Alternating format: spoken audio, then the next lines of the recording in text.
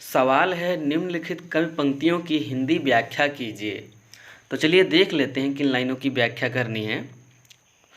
टूटी है तेरी कब समाधि, झंझा लौटे शतहार हार, बह चला द्रगों से किंतु नीर, सुनकर जलते कड़ की पुकार, सुख से विरक्त दुख में समान।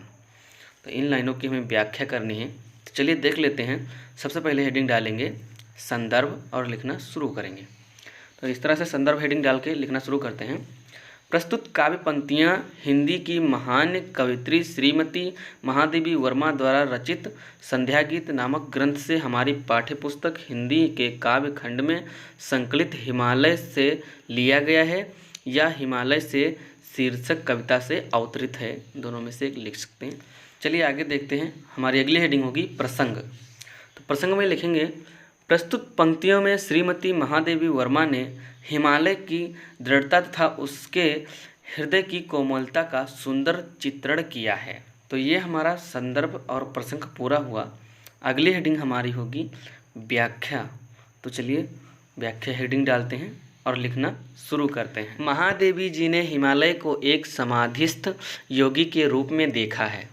वह उससे कहती हैं कि हे हिमालय, सैकड़ों आंधी तूफान तुझसे टकराते हैं और तुम्हारी दृढ़ता के सम्मुख हार मानकर लौट जाते हैं, किंतु तुम अविचल भाव से समाधि में लीन रहते हो।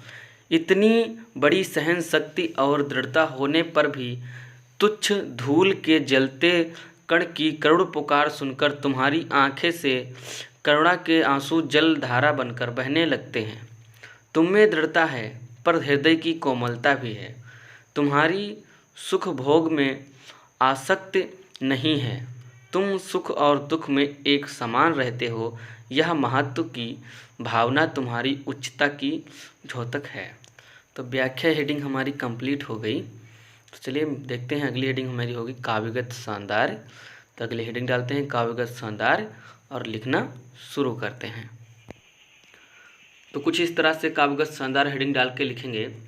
जहाँ एक ओर हिमालय के बाहरी स्वरूप में कठोरता है, वहीं दूसरी ओर उसमें हृदय की करुणा भी विद्यमान है। नंबर 2, कवित्री ने प्रकृति का सुंदर चित्रण किया है। नंबर 3, भाषा शुद्ध साहित्यिक खड़ी बोली। तो चलिए आपकी हेडिंग ये सवाल का आंसर पूरा हुआ। मिलते हैं अगले वीडियो में, तब तक के लिए धन्यवाद, बाय बाय। वीडियो अच्छी लगी हो तो सब्सक्राइब करें, लाइक करें, शेयर करें। धन्यवाद।